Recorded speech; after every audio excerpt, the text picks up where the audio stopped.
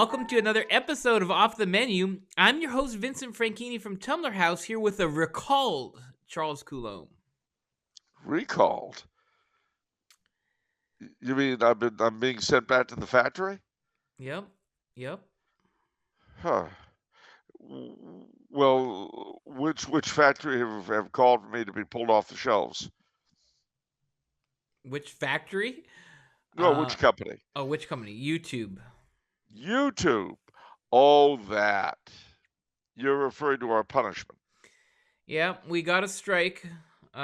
We were notified this week that we put out misinformation from an episode that aired. What is it?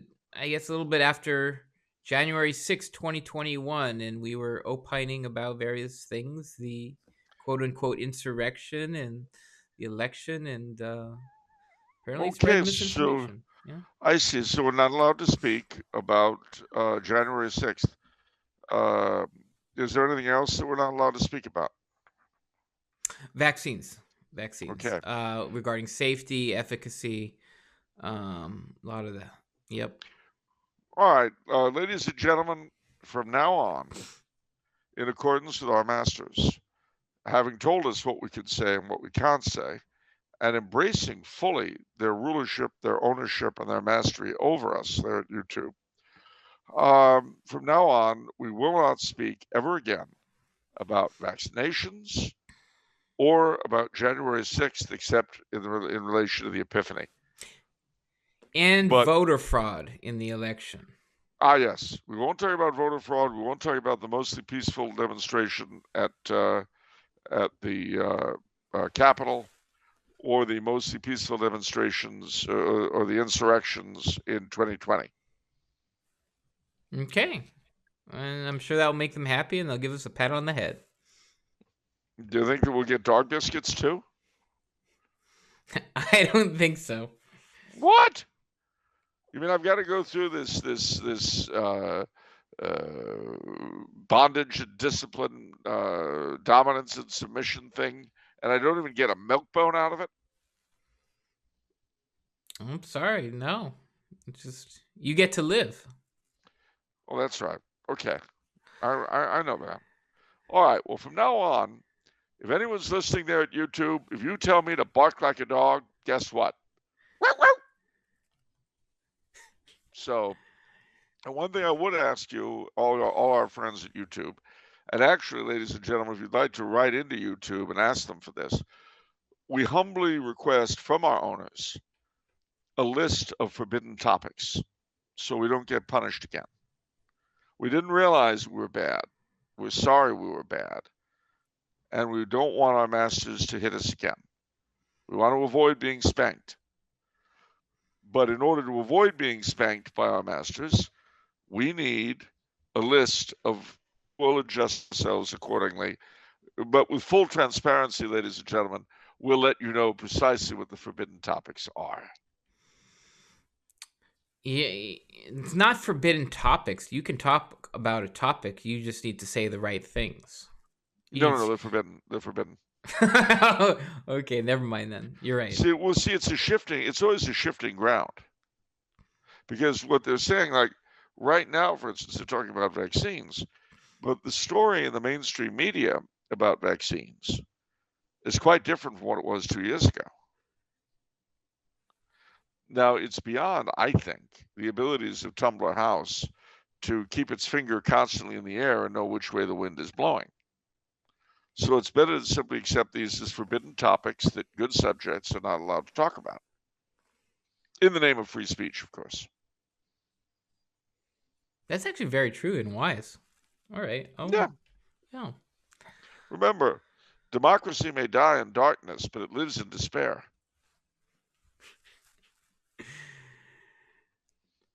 Wow. Okay. Yeah, that's a good line. You have nothing to lose but your chains. Get nicer ones. Nothing. Wow. I like my chains lined with velvet and fur, not that burlap and cellophane. Yeah, you have a lot of really good lines today, Charles. It's right up there with sanity is something you do to other people. That's right, ladies and gentlemen. That was something I said before the show. Sanity is something you do to other people. It's very true. It's very true. Why should you be stuck with it? Sanity is something you do to other people. Oh, I see. I've got to make sense all of a sudden. Well, you know what? No. No, no, no, no, no. I accept the world as for what it is. I will not impose sanity upon myself. Okay. Good to hear it, Charles. Well, I mean, look, how do you reconcile the fact that we're all free, as we're constantly being told, but we've got to watch over our shoulders constantly? How do you reconcile that? Well, if you're a sane person, you'll try to make sense out of it. You see how stupid that is? But if you don't impose sanity on yourself, you can accept all these things at face value. Doublethink goes from being crazy to being your standard operating procedure. Wow. I'll put this another way. Do you remember the Star Trek episode where Kirk and the gang found themselves trapped on a planet filled with androids run by the illustrious Harvey Mudd? No. Well, the way Spock was able to completely destroy the androids mentally, turn them off basically, because they would overload if their logic circuits are overloaded. He said, "I always lie." Well, you see the problem with that logic. Yeah, right? there's some sort of circular processing problem. Of course, because if he always lies, but he told the truth. It's like divide by 0 or something. I don't know. Exactly right. Exactly right. Now, for a sane person, that would be an issue. But if you stop forcing yourself into sanity, you can just accept that in face value and say, "Oh, okay." See? Don't you feel better now? I just feel confused. Confusion is the guardian of truth. Let's try this again. Okay. All right. Let's try this another way. All right. Yeah. The beatings will continue until morale improves. I got it, Charles. Precisely. Exactly. Now you're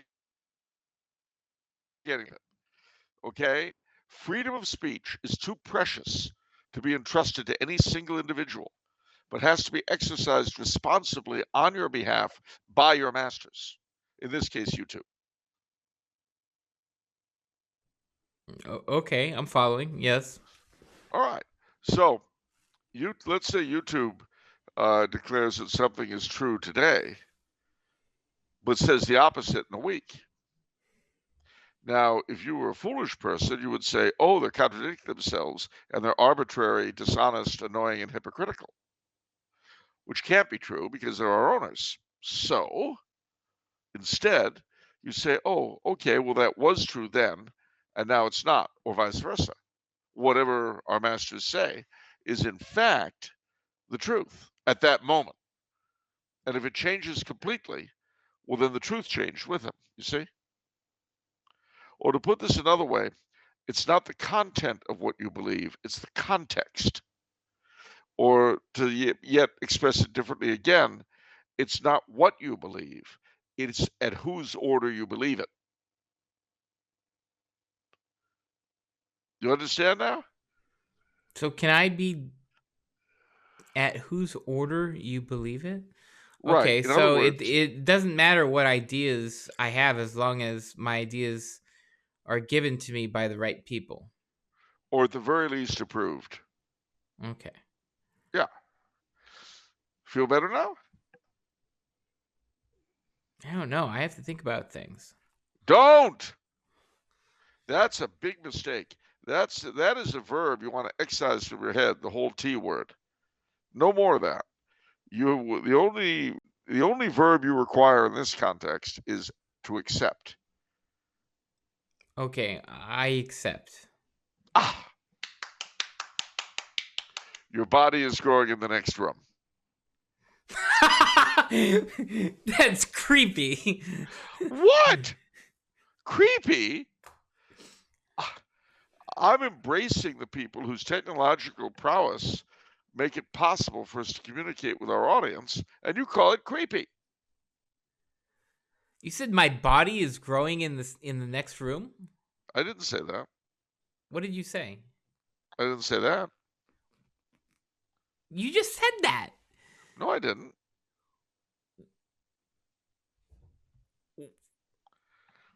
Are you all right? You seem very confused right now.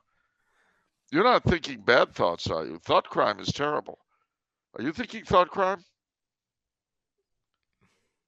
You're gonna have to hire a precog to get that one, buddy. That's Minority Report reference. Interesting movie. I'm a recog, as you know. Precog. I'm a recog. Precog. You're Precognitive. I get it. You're a retrocog.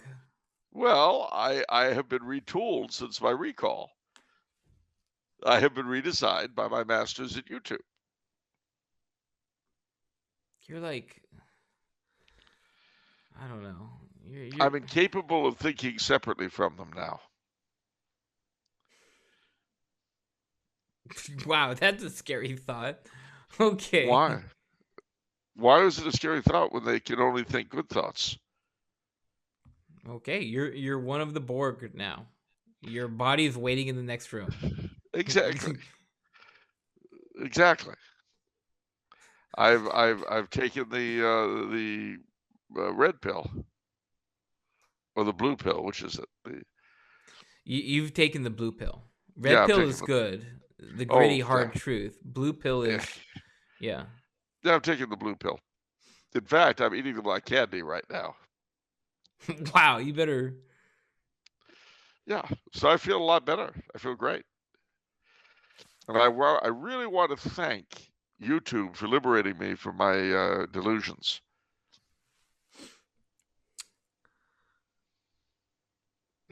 You're basically you're Cypher in the Matrix right now. You're literally Tom Pantoliano's character, where he says, you know what? I know this steak isn't real.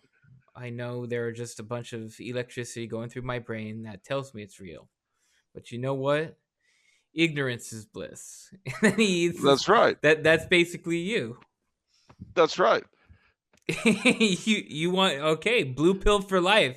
Yeah, exactly. Blue pill for life. That's why sanity is something you impose on others. It's not for personal consumption. Where's that blue pill again? I'm running low. I can always tell when I'm running low because I begin to feel insecure. So I'm going to pop a few more. Wow. Feeling better now? Feeling great. Good. You should, now that everything's good now. Good. Okay, so now that everything is good and wonderful, and there's peace that reigns throughout the world, I guess we don't need to do this show anymore, right? I mean, because it's like, what is there to say? We are living in the best of all possible worlds. We certainly are. But if I stopped getting paid, it would immediately stop being the best of all possible worlds. And that blue pill would turn red immediately or black. All right. You realize that only money can prevent me from being based right now. Okay. And I can't be based because if I were, our masters would shut us down. That's right. So what are you going to do? I'll keep going on as I am now. Now.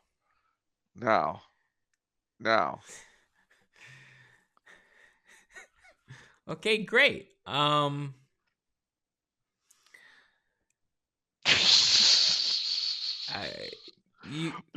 look, you're sounding confused.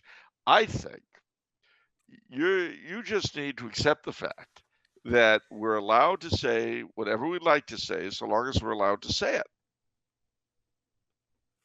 Yes, I'm following. Okay. All right.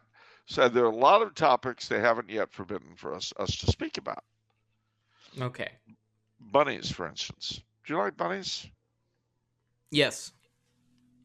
How about Christmas elves? Yes. Do you like bright red and blue wrapping paper? Bright red and green. I see. Pine tree, spruce, or magnolia for Christmas tree. I'm not educated enough to make that sort of decision. Fruitcake or potato chips for Christmas dinner dessert. What? Fruitcake or potato chips for Christmas dinner? What? Dessert. That's a horrible choice. Okay. What's your choice? I'm not given one. I take whatever YouTube gives me for my Christmas dinner dessert. I don't know what they're going to give Wow, me. you're so... If they give me a can of tuna, I'll be grateful. All right. In your bathtub, what is that? Is there a carp? Or is there a leopard? I don't like these choices. I don't... You're... All right. Forget all of it. Who would you rather have come to your house on Christmas Eve? Santa Claus, the Christ Child, Father Christmas, or Befana? Befana, the Italian folk witch? Yeah, she gives gifts on the Epiphany, but she'll make an exception for you because you're out of town. Befana. Just to trigger everyone. Just to trigger literally everyone listening, because I'm so frustrated that I'm stuck in this conversation and you're just beating me over the head with insanity. I'm not beating you over the head with insanity. I'm beating you over the head with acceptance. No, you're not. You are not accepting my choices. You're dictating very rigid possibilities for my life. I'm accepting the choices of our masters, which is more important than your choices or my choices put together. I don't think our masters are mandating carp in the bathtub. They should. In fact, when we finish the show this evening, I may send YouTube a memorandum on carp in the bathtub and what we should do about it. I'll ask them what their advice is. So you're part of it. Dear YouTube, what should we do about carp in the bathtub? Please advise. I don't want to be struck again. Yours faithfully. What if they decide that the existence of carp is actually misinformation? Yeah, you know how they do that info panel thing for some of these topics they're sensitive about. I hope they do an info panel for our episodes where you're talking about the carp in the bathtub, and they give an info panel on that. I think that'd be perfect. I want to know if we're going to be allowed to speak about carp in the bathtub anymore. And not just at Christmas. What do they forbid us to speak about it at Easter? See, these are the kinds of issues that agitate my soul. Charles, I find myself making the mental decision right now to just simply shut down and let you run out of steam, because I am on I'm on tilt right now, okay? You're on tilt? It's okay. You don't need to try to help me. No. You don't need to try to help me. I have not yet begun to help. This is what we call weaponizing assistance. We're here to help you. It's all right, Vinny. You'll lose the desire to think. Look, I'm just doing for you what our masters are doing for all of us. Why should this be a problem?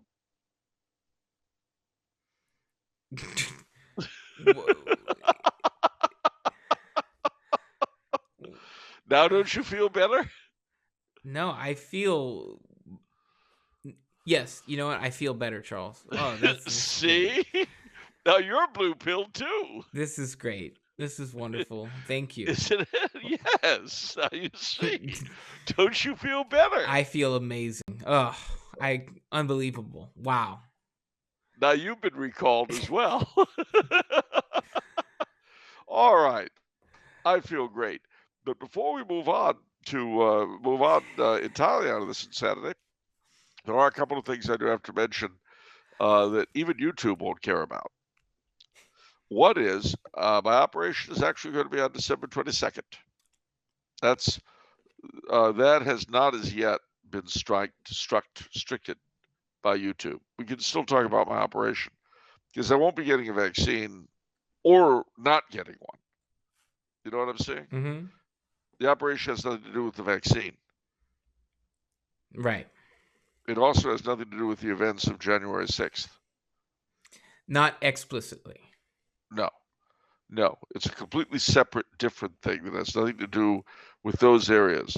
Now, whether or not they're concerned about surgery in general, I would again ask them to let us know what we're allowed to speak about or not. But in lieu of further guidance, I can only say that it'll be December 22nd, so please pray for me. It's the day after the Feast of St. Thomas. We've had the Rorate Masses here in Central Europe, which are really beautiful if you don't know what they are. Masses very early in the morning in the dark, candlelit. It's very beautiful. And the Filipino and Latin American folk will be doing the same thing with their Misas de Gallo and their Simbang Gabi. Read your Washington Irving and Old Christmas, ladies and gentlemen. Readily available on Internet Archive. It'll help you get in the mood for Christmas. And you know what else is very Christmassy? What? Can you dig it? H.P. Lovecraft's poem, Old Christmas. It's a very Christmassy poem. Great. Wonderful. You wouldn't think it's got nothing to do with Cthulhu or the great old ones or weird stuff coming in from outside. It's just a description of Christmas in the time of Queen Anne. Awesome. So, let's see. I guess that's about all we got on my end. Do we have any memes of production? No memes. A couple comments. Let's get to some fun comments. Domestic Coffee Man Bill says, tequila and Ovaltine? Is that the latest TikTok challenge endangering today's youth? Ooh, okay. That sounds disgusting.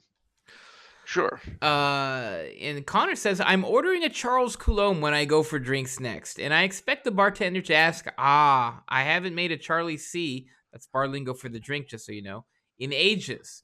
Do you want your Ovaltine shaken or stirred?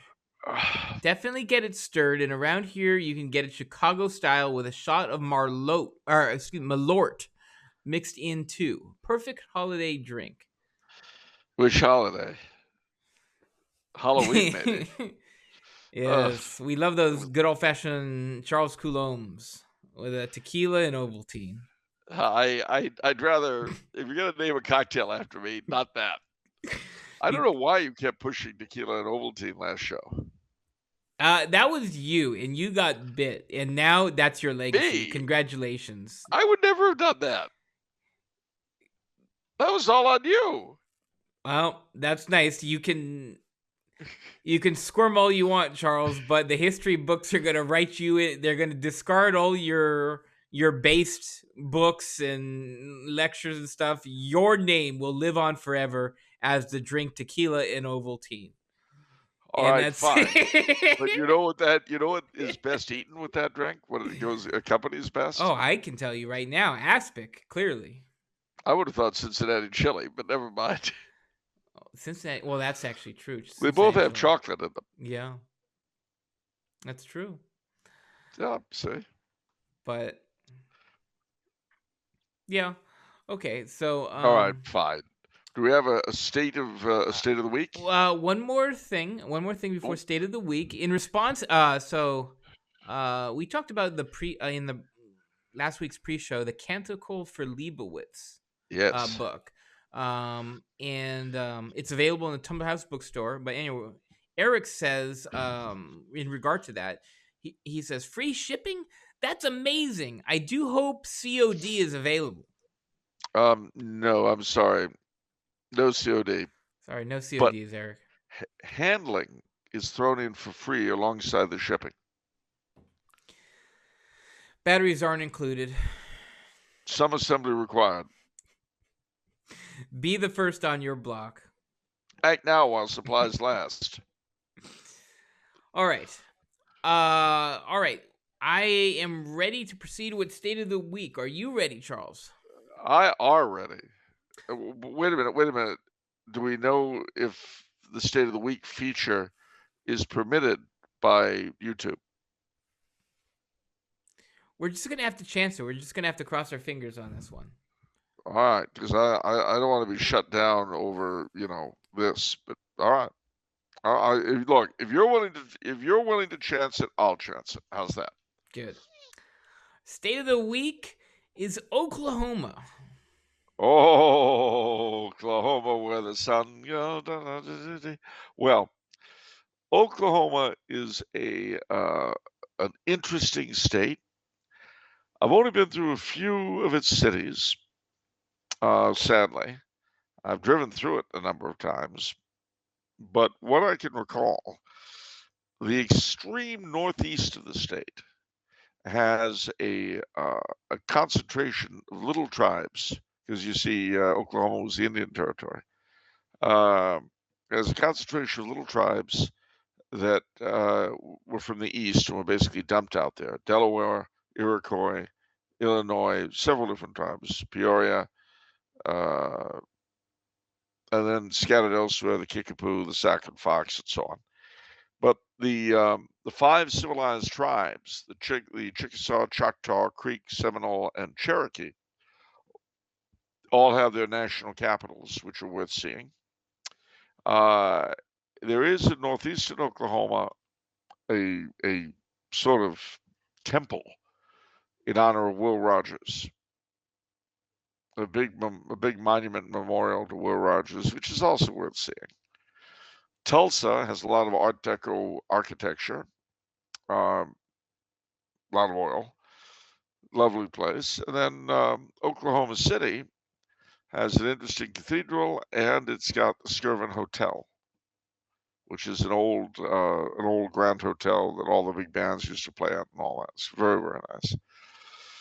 Beyond that, ladies and gentlemen, beyond the Indians and those few things, I don't know Oklahoma all that well, frankly. I've just, for the most part, driven through it as quickly as I could, or overnighted briefly. But for Indian lore, for tales of the Old West, go to Oklahoma.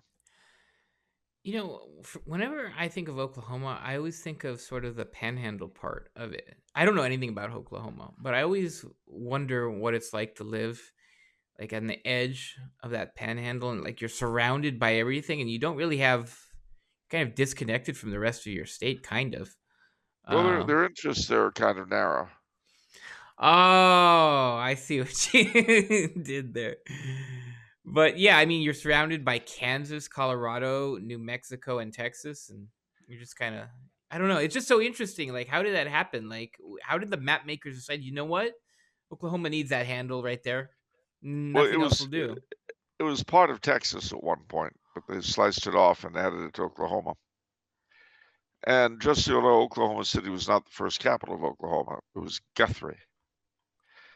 And I had promised myself I wasn't going to mention the Lion King. With regards to Oklahoma? Yeah, because his wildlife preserve and his strange lifestyle were all in Oklahoma. Wait, you said the Lion King? Yeah, I don't mean the cartoon or Oh, the Disney thing. This was a fellow who had it was a very strange guy who had a wildlife preserve in Oklahoma, carried on a running gun battle with another wildlife person, was accused of plotting her murder, and ended up in prison. It's Netflix ran a bizarre documentary about it, and a friend of mine from Oklahoma persuaded me to watch the whole thing with him, which I did. all right. Let us start. You're freaking me out right now. Okay. Oh, was I freaking you out? Yeah. Would you Don't like do. another blue pill? No, I'm good for now. I've just had 3. They really help a lot if you make sure you have them every 10 minutes. You gotta calm down on that. That's gonna give you cancer, Charles. All right. No, well, if it does, I won't notice. Well, okay, then keep it up. Then great work. Thank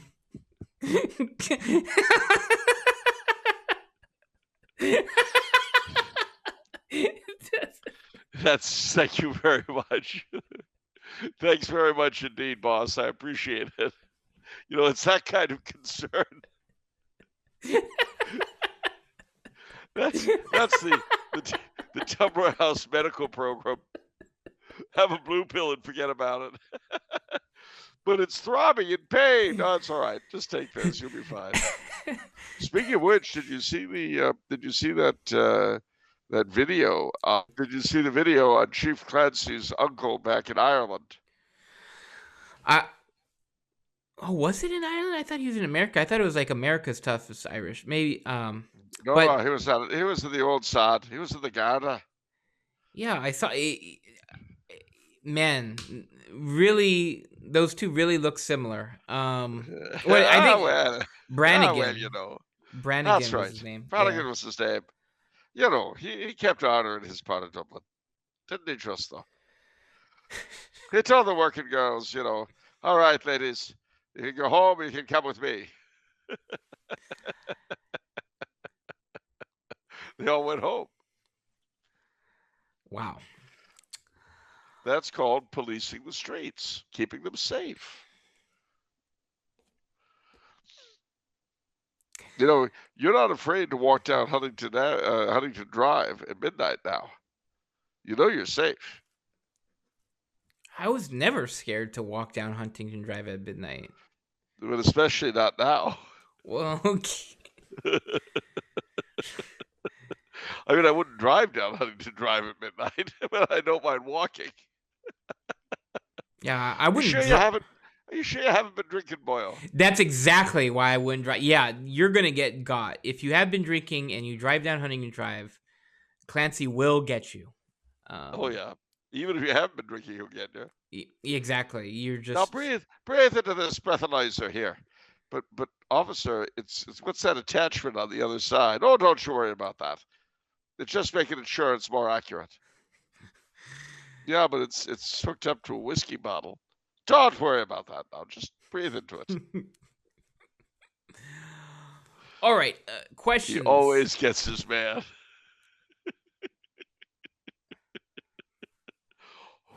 All right. Questions. We have an excellent question from Mary Beth. Thank you for sending this in. She says, "Hello, Charles and Vinny. I have a question for you both, but first I wanted to quote the opening paragraph in Ernst Junger's novel, On the Cliffs. It begins, quote, 'You all know the wild grief that besets us when we remember times of happiness, how far beyond recall they are, and we are severed from them by something more pitiless than leagues and miles,' end quote. My question for you both is, which do you find to be more difficult to contend with? Memories of happy times or memories of bad times? It's not always a one or the other kind of answer. So any of your thoughts on this topic in general are appreciated. God bless you both, and we are happy our rosaries were answered with Charles's recovery." Thank you, but don't let go of them yet, because I've got to go back under the knife on December 22nd, ladies and gentlemen. So, well, for my part, the good memories by far outweigh the bad ones. And of course, I'm grateful for the good times, but I'm grateful the bad ones are over. Although, to be honest with you, I don't really remember bad times as well as I remember good ones. Yeah, with the passing of my dad in January 2020, and then obviously having, gosh, I guess it's going to be coming up on 3 years already somehow. Yep. I Yep. don't know how that happened, but one of the things that hit me is that when people you love pass away, you idealize, and those memories, at least for me, are all the good memories, and it's you sort of idealize their life. Like I find myself stepping back sometimes and saying, "Whoa, there was a lot of peccadillos in there, a lot of all this and that," but there, that kind of stuff sort of gets washed away. You know what I mean? And like the lasting stuff that obviously my dad did is all the great stuff, right? That's the stuff Yeah. that sticks with you. Yeah. And so in a sense, that's super potent. Like Charles had given me advice previously. He said, because like when my dad had just passed, he's like, dude, Vinny, um you're just gonna be doing random stuff. You're gonna be doing the coffee, and stuff's gonna happen, and you're gonna start crying. Oops. Oh, sorry. What was the last thing you heard? You're gonna start crying. Oh, okay. Yeah. So you're gonna start crying, and just accept it. I mean, this is what happens. And sure enough, I did that. Right? Like it's small things, right? Like I would make the coffee, and the memory hits you. Oh, Dad always loved my coffee. Really had a special, something like that. Or avocados. Dad would always give people avocados because it gave him such joy to do that. So stuff like that. I noticed with bad memories, for me, I don't have any bad memories if the thing itself sort of is like past, like it's gone. But like if there's like bad memories that are attached to perhaps an ongoing person that's giving me a lot of grief and a lot of problems, a lot of headache, that will rise to the fore. I actually have to fight sort of the restlessness and other stuff of these past injuries, if you will. So that's the only context in which I feel like it's a spiritual battle against that. Because like I don't have any bad memories of my. I mean, I guess I have bad memories of my dad, perhaps once or a couple, but they're not. I mean, they're just hidden in the background, kind of. They're outweighed by the good. And I mean, too, for instance, when I think back to college, you know, there were terrible things that happened when I was in college, but that's not what first comes to my mind. What comes to my mind were the good times I had there, both at NEMI and at Cal State Northridge. Uh, it's just the way it is. I when I think even of COVID, in the past 2 years, I was locked down here. What's the first thing I think of? Not the inconvenience of being trapped, but the benefits I had while I was here. And um, I think that for the most of us, the good times, the good memories are what come to the fore, and the bad ones, they kind of, well, I mean, that's what nostalgia is based on. You're not nostalgic. Uh, when you're nostalgic for your childhood, you're not nostalgic for being small and under the control of grown-ups. That's not your first thought. I mean, if you gave some time and you really wanted to tease it out, you'd say, "Oh yeah, well, I had to do what I was told and so forth." But isn't it interesting that adults always associate childhood with freedom, just the way children associate adulthood with freedom?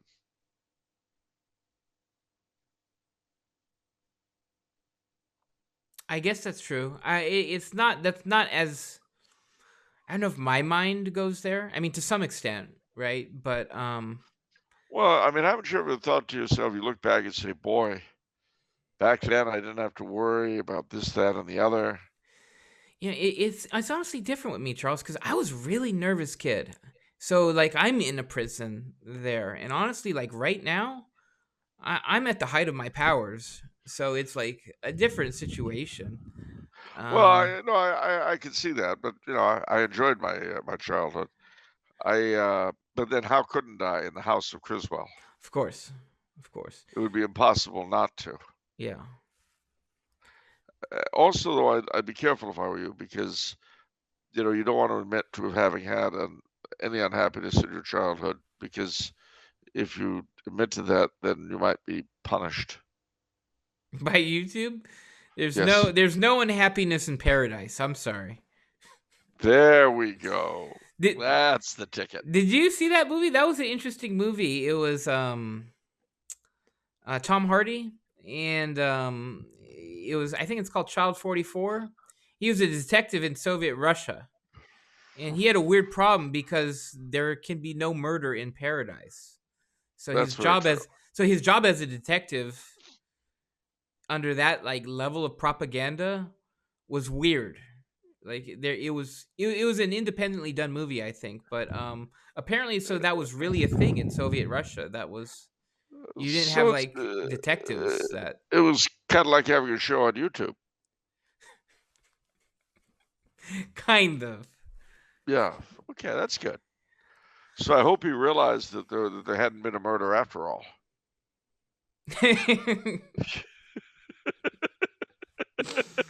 uh,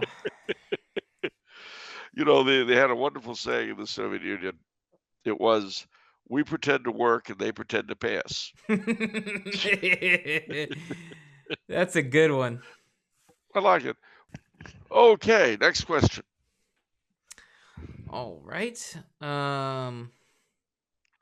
Mason says, if there's a debate from an earlier episode on Faulkner versus Hemingway, I wonder if Charles has an opinion on a lesser known but great author, J.K. Huysmans, who wrote on a bit on the decline of the French gentry in Against Nature. Well, yeah, he was quite a wild one. Huysmans, Jordi Carl Huysmans, who, as you can guess from the name, was actually of Flemish descent, although he wrote in French. He wrote a whole series. Against Nature in French was called A Rebours. And it started out as a very scandalous character, des Ancent, who basically explored all of the weird and bizarre passions and physical attractions. But in his next book, he has a different character whose name escapes me, or maybe it was des Ancent. Anyway, it doesn't matter. Called Là-bas, or Down There, wherein that character turns to black magic and the occult. But he converts, and the rest of the books are his becoming ever more Catholic, and he ends up in a monastery. The book called L'Oblate, the Oblate. That was the last of the series. Well, Huysmans reflected, certainly in his work, and perhaps to a degree in his life, the so-called décadence of the late French 19th century literature. Initially, writing to shock, and then gradually coming to the faith, first realizing that A, the natural world has its limits, and there must be, and in fact is, or are things beyond it.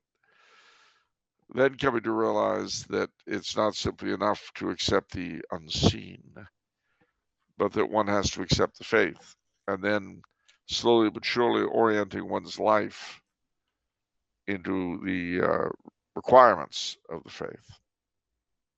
So that was Huysmans' achievement. But getting there went through some weird stuff, both literarily and I presume in his own life. So you're thinking his work sort of mirrored where he was in his life, and it wasn't sort of a linear, like it wasn't planned out in a linear way. Like, oh, happy ending, Catholic faith, of course. No, Interesting. no. I think Hmm. it to a degree mirrored his own odyssey, if you will. Hmm. Certainly, when he wrote A Rebours, I can't believe that he intended to have the thing end as it did, and certainly that's not where he was then. Interesting. Okay. Uh, we've got a bunch of questions from Vendée Radio. Okay. Let's see if I can answer them. All right. For the first one, he says, "Dear Charles, please could you tell us about Dr. Robert Hickson, his life and his contribution to Catholic thought and culture?" Well, Dr. Hickson is an interesting gentleman whom I've had the privilege of knowing for many years. Graduate of the Naval Academy. He had a lot to do with the government and intelligence and things like that. Uh, he firmly grounded in Thomist philosophy and has been a fighter for Catholic tradition for decades. Uh, he he's quite a rigorous thinker, I'll say that. And I had the honor of contributing to a Festschrift in his honor. He certainly his own intellectual journey mirrored the period he lived through.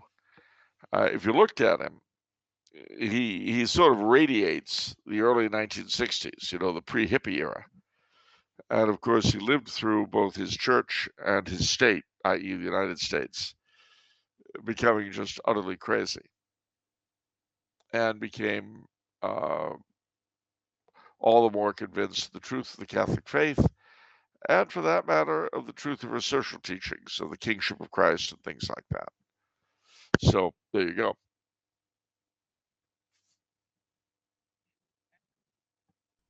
I had not come across that name before, but I'm seeing him in interesting places. He's doing all right, right? He had a heart attack apparently in 2017, Yeah. according to some of these sources.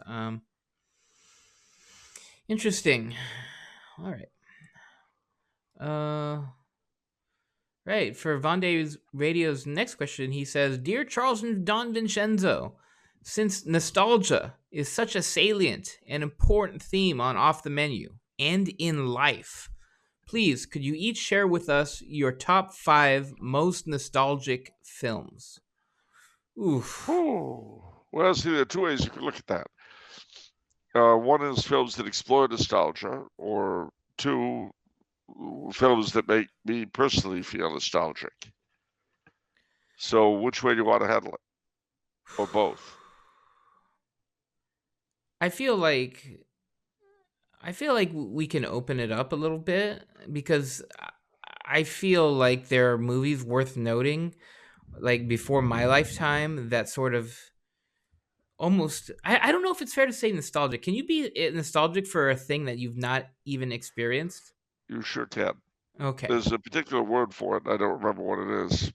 Right? Like so like for example for The Middle Ages or Victoria or whatever. like for old-timey America for like heartbursting proud to be an American type nostalgia, right? Yeah. I mean for me it's Yankee Doodle Dandy and Stalag 17 where it's like Oh, yeah. those movies end and it's like my heart is going to burst because it so makes you feel solid and we can't even come close to hitting that note nowadays. You know what I It's mean? true. I Like do. not even we're 5 times removed from that. So it's things like that, like patriotism, you know. Oh, So I would say those are two big ones in that vein for me. What about you, Charles? you could do five. Do you Or have three five? more?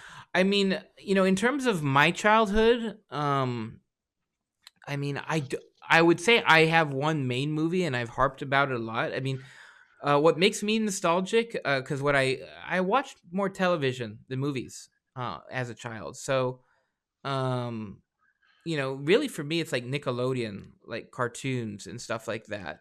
Um, but because one of the unique aspects of I feel like my age group, perhaps not all the millennials, but my specific like age range a little bit is that we have this special like our childhood is especially special because it is the only part of our lives which are pre-internet. Mm. You see what I'm saying? It's like we have this special zone where it's like the Yeah. first, 8, 10, 14 years of our lives, like there's no internet. So it's like totally different. And then the internet happens, and then it's like it's almost like, okay, time to grow up now. There's technology and other stuff, and you're in this completely different path. So where my age group is especially nostalgic over our childhood for that reason. But the big movie for me, I'm sorry for repeating, but it has to be Home Alone, because I was like the perfect age group. I think I was like 6 or something at the time, or 5, and I saw it like several times, 2 or 3 times in the movies, and it just, it represents that, again, that pre internet age, thing. And it pre-internet age, sort of like childhood fantasy. Like, if there were no rules, if there were no barriers, if there were no parents, you could do whatever you want. If you could stay up all night and eat all the ice cream and make yourself mac and cheese and finally get that gun and shoot like whatever you wanted to shoot, and like no restrictions on television. Um, you know, and so, but the moral of that story is so powerful too. I kind of half jokingly say it's like the greatest moral tale of our time, because it's the tale that eh, the the the message, the moral message of the movie is, it, you're not happy. You're very lonely and unsatisfied when you get everything you want. Yeah. When there's no restrictions and you just have everything delivered to you, and it's like, okay, now what?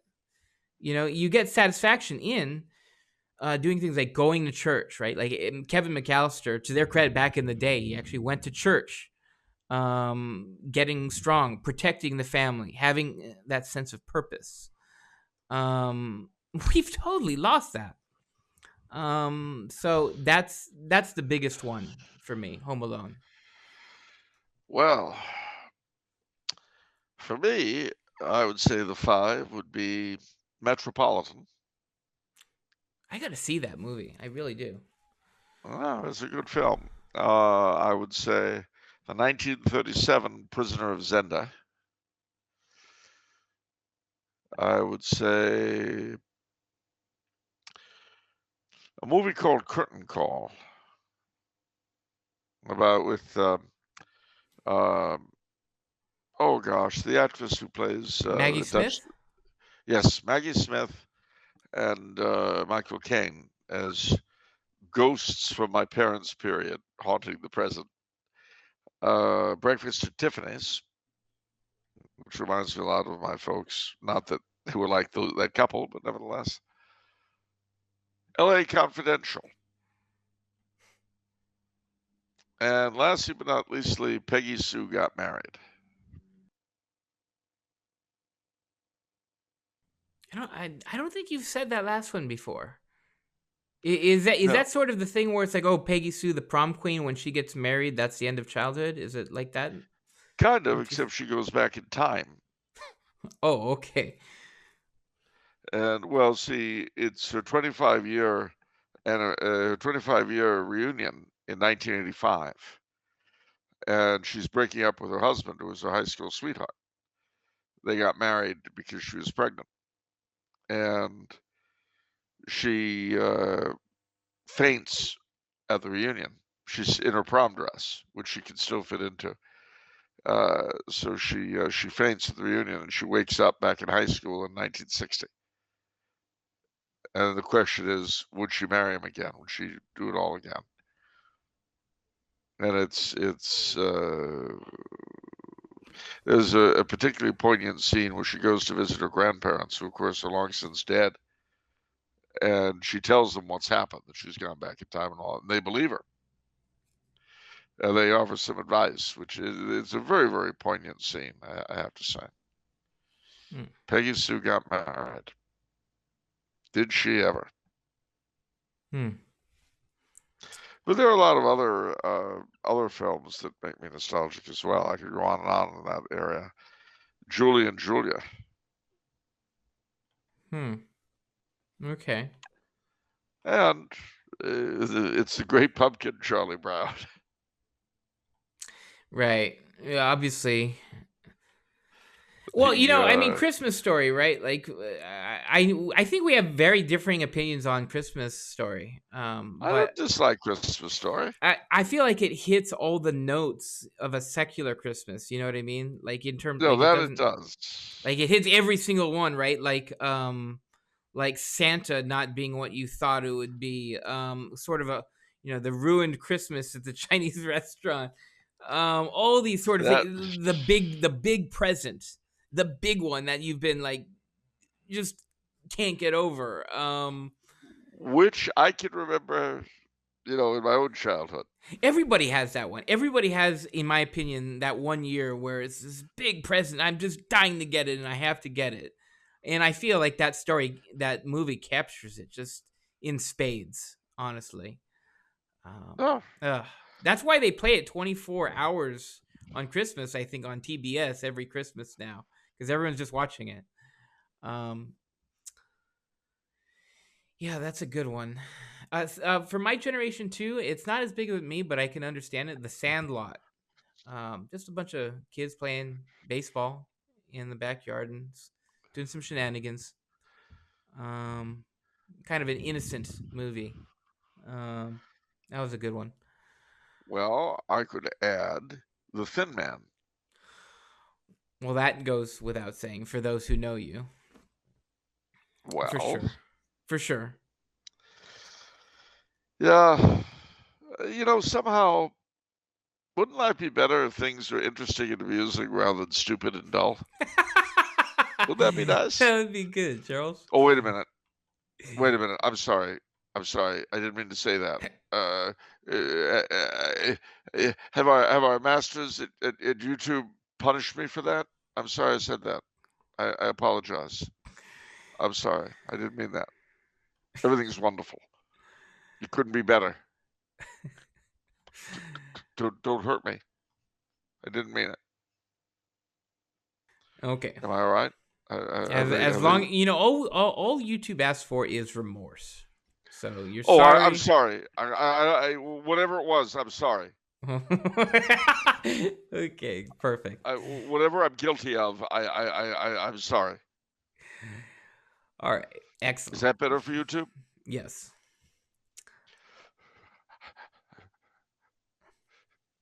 Dominance and submission. It's actually super inspiring for YouTube to sort of have that effect on you. If only I could do that. All right.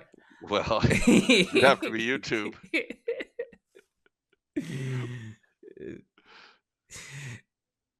All right. Vonday Radio with another interesting question. He says, Is it about YouTube? I can't answer questions about YouTube. Well, it's on the culture, and it's questioning American culture, so we might very well get flagged for it.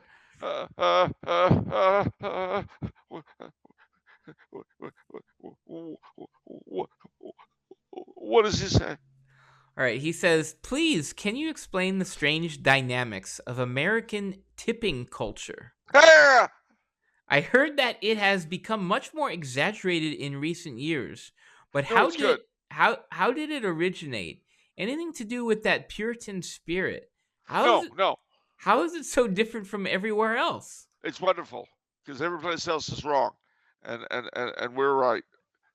Don't hurt me. Okay. Well, if you give me a guarantee of safety, I'll talk. I can guarantee your safety, yes. So they won't hurt me again. They will not hurt you again. Okay. If I feel that cattle prod, it'll be your fault. Okay. All right. Basically, there is kind of a difference of approach. You'll notice that in French, the word for tip is pourboire, for to drink. And in German, it's Trinkgeld, drink money. The idea being that you give the waiter or waitress a bit of extra dough to enjoy themselves with. In America, it's a little bit different because the waiters and waitresses are actually taxed. Their incomes are taxed on the supposition that they're getting 15% in tips. So if you pay less than 15%, they're actually losing money on you. And if you really want to show them appreciation, you've got to pay more than 15%, which is why you'll have noticed it's creeped up to 20% in the past several years. That's why. So you're telling me that restaurants now sort of, report tips, Mhm. and so I didn't know tipping was sort of a classification of revenue that Yep. had to be reported to the IRS and that you get Yep. taxed on. That's kind of mind blowing. I always thought that was just, under the table. You know what I mean? No, under the table. Under the table. What are you suggesting? What do you mean under the table? What are you saying? Maybe I'm the one who should be protecting you. What do you mean under the table? Nothing's under the table. It's all above board. Everything's open. I just mean friendly. Transparency.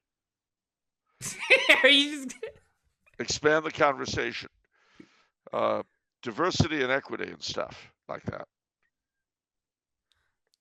diversity and equity? Pay up. Talk to me about diversity and equity.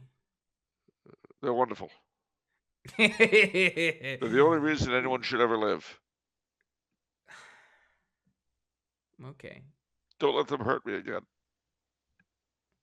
Okay. I won't.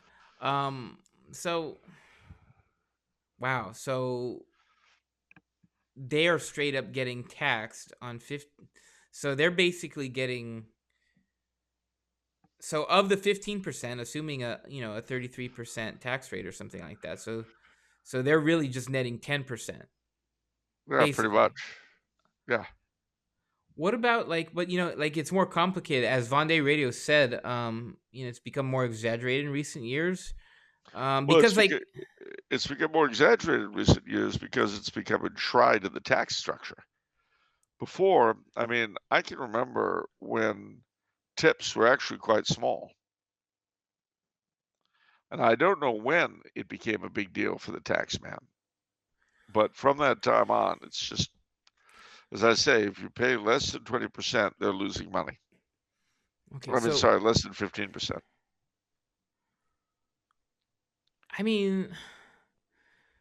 But doesn't that depend on the nature of the transaction? If you're dealing in cash, they're not depositing the cash in the bank. That's petty cash. No, but the obviously every time you pay a bill, it's recorded. Every time you pay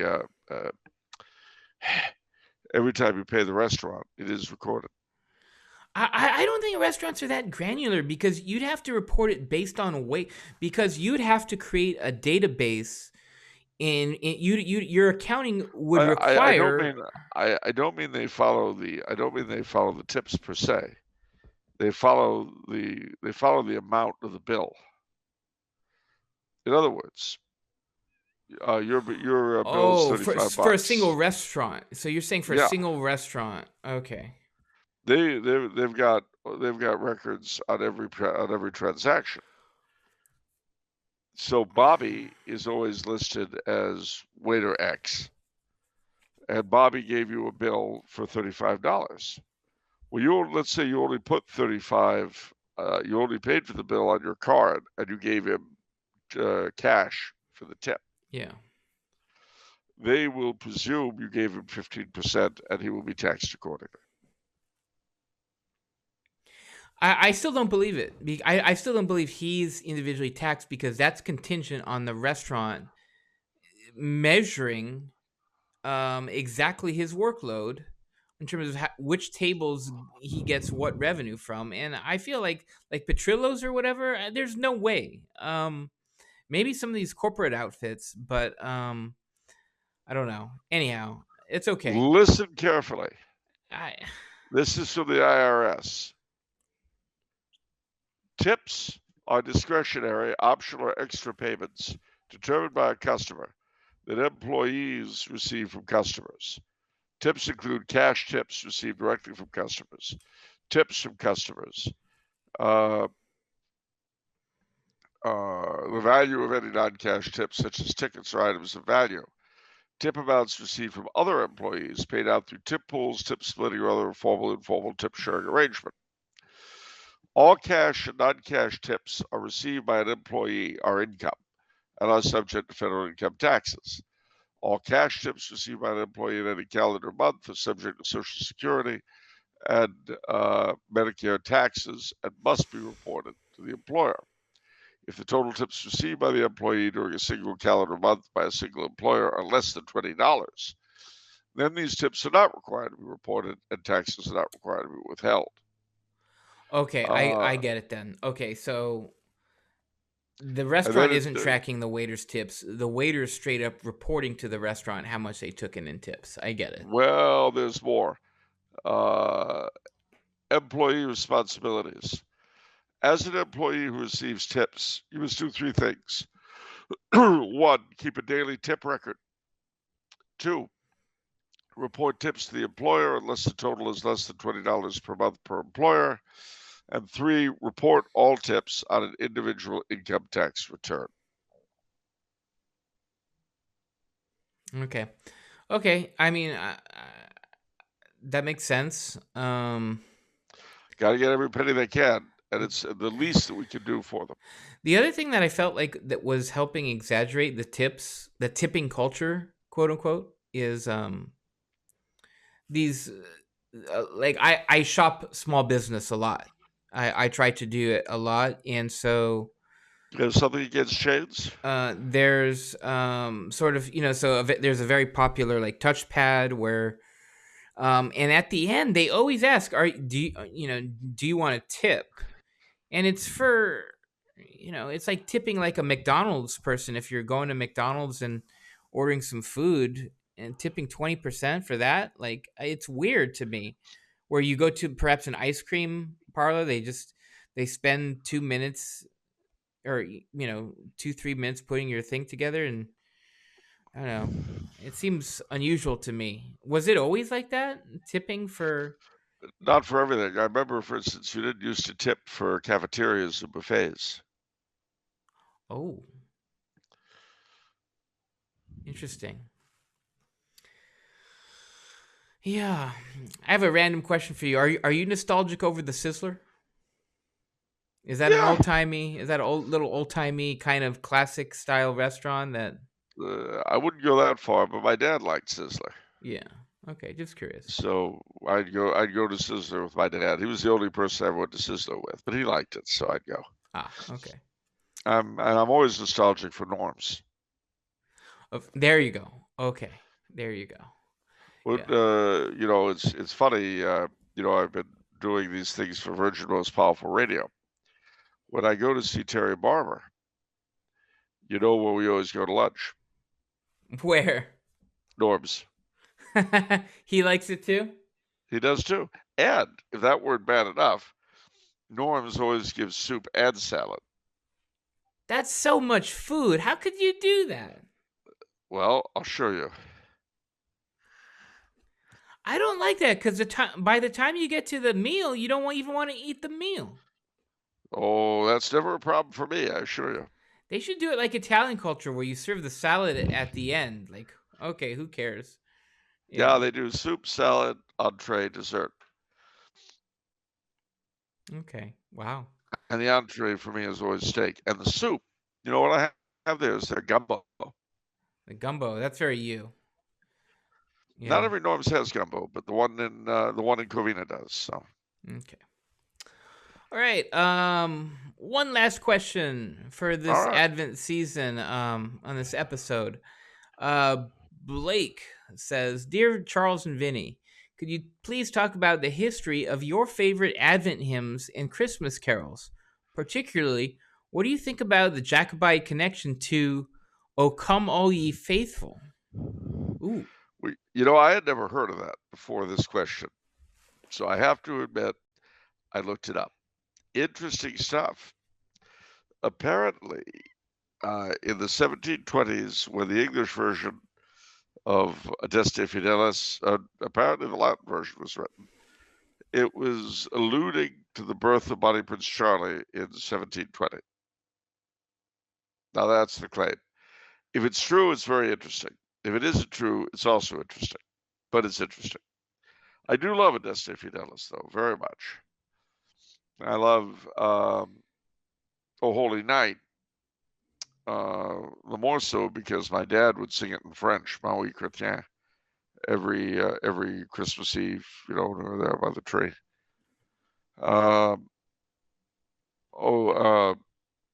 Well, of course, O Come, Emmanuel, Veni, Veni, Emmanuel is an Advent hymn, but I love that. I love that. It's haunting. It is haunting. I love that at like midnight mass or something. It's just like, I don't know. It evokes something. It does. It's very powerful. It came upon the midnight clear. I love the tune, and I always get amused by the fact that it's a Unitarian hymn that doesn't really say anything. But I do love the tune. Good King Wenceslas. I love that. Yep. I love the Boar's Head Carol. I love what is it? The What Child Is This? Because I love the tune of Greensleeves, but also the words. And of course, God Rest You Merry Gentlemen, I'm very fond of. Oh, yes. It's you know, I was listening to that. I did not like the Nat King Cole version of that. You listened to it. I don't know. Do you like Nat King Cole's version of some of these songs? It's kind of like a It's a lighter version. It's a lighter version. Yeah. Okay. The Holly and the Ivy is another one I'm very fond of. Yeah. Last Christmas I Blew Out My Brains is no. What? You're doing so well. You're doing so well. Just okay. So you don't want that one. Yeah, not that one. Rocking Around the Christmas Tree. That's okay. That was actually a song in Home Alone, so that's kind of quasi-acceptable. Rudolph the Red-Nosed Reindeer? By Burl Ives, yes. Yeah. Frosty the Snowman? Yes. By Burl Ives, yes. Okay. Up on the Rooftop? Oh, up, yeah. Rooftop, yep. okay. That's a good Santa Claus Is Coming to Town? Yeah, sure, absolutely. One song that always sticks in my head, it sort of gets there and it stays there every Advent season, is Ding Dong Merrily on High. That's quite nice. That sticks with me and I can never get it out. And then I love Carol of the Bells, where it's it's no, oh yes, you're right. Yeah, you hit it. That's it. Well, you heard that the midnight mass from St. Peter's this year, the processional hymn is going to be Santa Baby. Charles, what? Be good. About what? The I don't know if YouTube would actually reprimand you for that. I don't know how YouTube would feel. Oh, now Santa Baby is forbidden just because the Pope likes it? That is misinformation. What, you saying the Pope hates it? I wonder if you asked the Pope on one of his things what he thinks of Santa Baby. I wonder what he would say. I don't know. Maybe he would sing it to the Chinese ambassador. You know, as an icebreaker, kind of like. As an icebreaker? Yeah, you know, Santa Baby.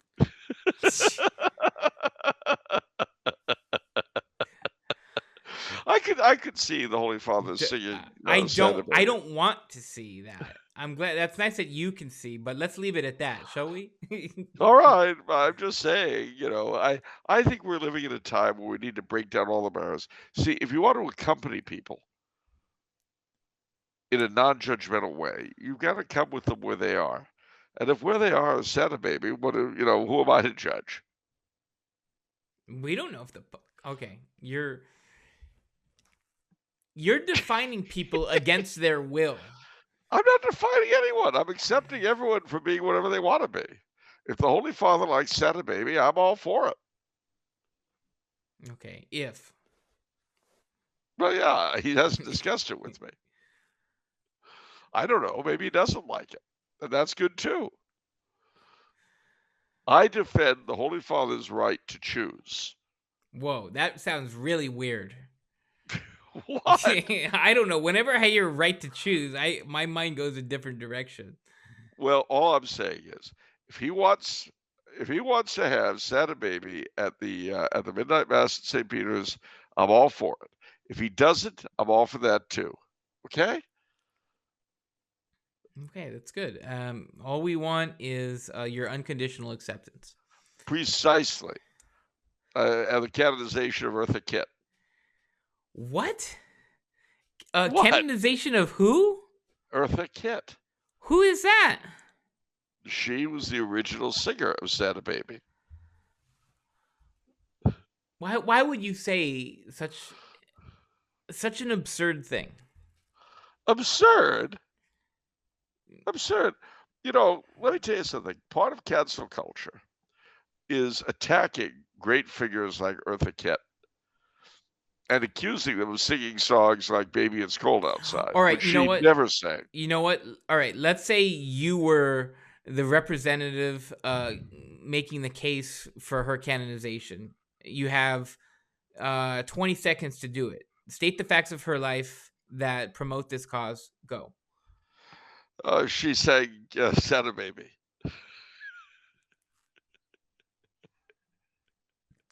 That's literally you literally know nothing else about this woman. No, I know a lot of other things. It's just the only thing I'm going to bring up for canonization. I can't think of anything else that they would want to hear about in Rome. So we'll just go with she came up with Santa Baby, an enduring part of our American Christmas tradition. Okay, we'll see how that goes. What about Dean Martin and Baby It's Cold Outside? You know, I like that. I never understood the sort of Be careful. the drama. Be careful. Oh, you're trying to trap me, aren't you? No, I'm trying to keep you safe from them who must be obeyed. Okay, well, clearly that guy was displaying toxic masculinity. Very good. There we go. Ooh, toxic masculinity for Christmas. Very good. Wrapped up under the tree. Oh, look, it's toxic masculinity, Mom and Dad. That's right, son. Now, you can be just like your dear old dad. Toxic masculinity, son. This Christmas, give the gift of toxic masculinity.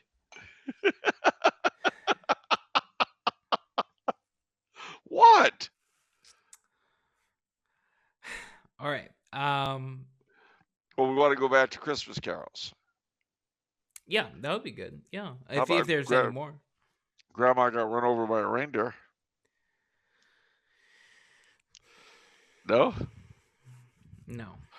Okay. Oh, don't help me. I work best without a net. Hold on. I can do this. The Christmas song, Chestnuts Roasting on an Open Fire. Oh, right. You know what's one that I always think of you whenever I hear it now? It's Andy Williams sings it. You look a lot like Christmas. No, it's the one.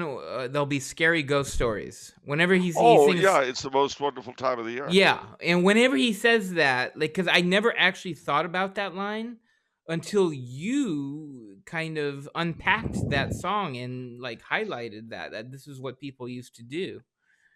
Yeah, there'll be scary ghost stories and tales of the glories of Christmases long, long ago. And that, all kidding aside, just for a moment, and with the permission of our kind masters, it really is the most wonderful time of the year. When and the secular, the familial, and the public, the past, the present, and the future all come together. And when the whole world, even despite itself, even when it's trying to yap holiday, the whole world has to stop and for a few weeks, consciously or not, acknowledge the birth of Christ. And all the different Christian peoples around the globe observe it with their own customs and their own ways, all hailing the birth of the King of Kings, despite everything. even World War One with the terrible things were going on, the Christmas truces of 1914 and 15, uh, the manifold ways that people have kept Christmas despite terrible, terrible circumstances, whether war, the Depression, or the Black Plague. Nevertheless, Christmas will always out, and I thank God for it. I mean, obviously for the incarnation, which is the result of the reason for it, obviously. But I mean, I thank him for everything else that goes with it. You know, there's a poem by Sir John Betjeman I think of a lot this time of year that puts these things together rather nicely, I think. Uh, You know, and it's a good. Hmm? I'll just Sorry. talk while you're doing your little researching. Sure. You know, one of the cool things that sort of kind of in my Advent meditations that I've come across is the differing purposes of music and music we listen to. Most popular music and rock and country or whatever you listen to, you know, it's kind of trivial purposes in a sense, right? Talking about heartbreak, talking about love, this and that. It's you know, it's a personal story. But the cool thing about Christmas to me and Christmas carols is like those are the songs that matter. Like that's like of anything, like if you think of like things bards used to sing about, like historic tales that will live on for centuries, right? Like these are the this is the ultimate thing The for ultimate there to be reality. song, the ultimate reality for there to be a song on compared Yeah. to all that other stuff. Which and then the other stuff is fine, but this This is is the it. real deal. Yeah. This is the poem, Christmas by Sir John Betjeman. And bear in mind it's set in England because he was, well, English. The bells of waiting Advent ring, the tortoise stove is lit again, and lamp oil light across the night has caught the streaks of winter rain in many a stained glass window sheen from Crimson Lake to Hooker's Green. The holly in the windy hedge and round the manor house the yew will soon be stripped to deck the ledge, the altar, font, and arch and pew, so that the villagers can say, "The church looks nice" on Christmas Day. Provincial public houses blaze, corporation tramcars clang. On lighted tenements I gaze, where paper decorations hang, and bunting in the red town hall says, "Merry Christmas to you all." And London shops on Christmas Eve are strung with silver bells and flowers, as hurrying clocks the city leave to pigeon-haunted classic towers, and marbled clouds go scudding by the many-steepled London sky. And girls in slacks remember Dad, and oafish louts remember Mum, and sleepless children's hearts are glad, and Christmas morning bells say, "Come," even to shining ones who dwell safe in the Dorchester Hotel. And is it true, this most tremendous tale of all, seen in stained glass windows hue, a baby in an ox's stall, the maker of the stars and sea, become a child on earth for me? And is it true?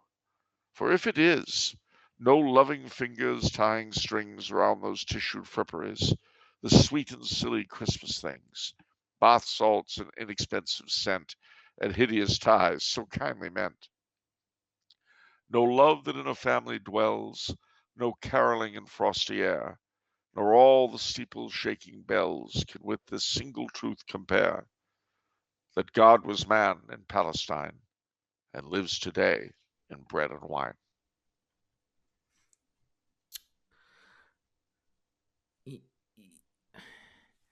You know, I remember that poem because you had it in a book, and I remember how you described it. You said it's perhaps the most sublime thing you've words you've ever read.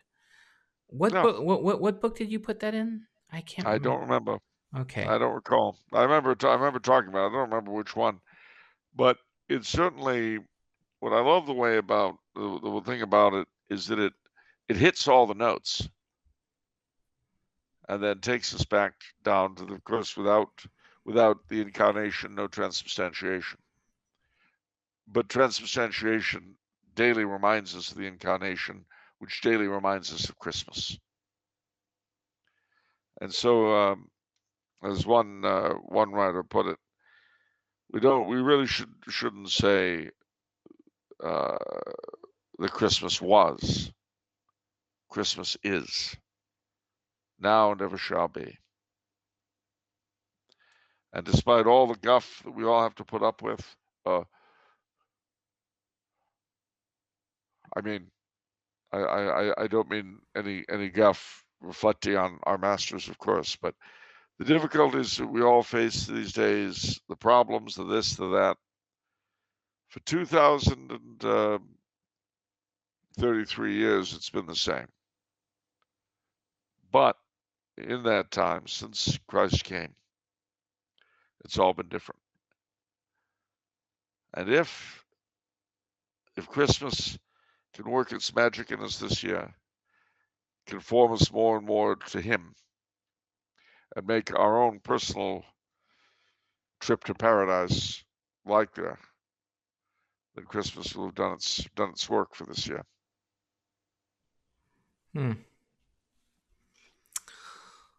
All right. That will do it for this episode. So I have a question for you, Charles. What is it if it's Monday? Am I allowed to say? Yes. Off the menu. What about the soul you save? Will they hurt me? No. Then maybe you're on. See you Be next careful. time, guys. Be watchful, citizens. Don't do anything to annoy our owners. They've got their eye on you, remember. God bless you. God bless you. Merry Christmas.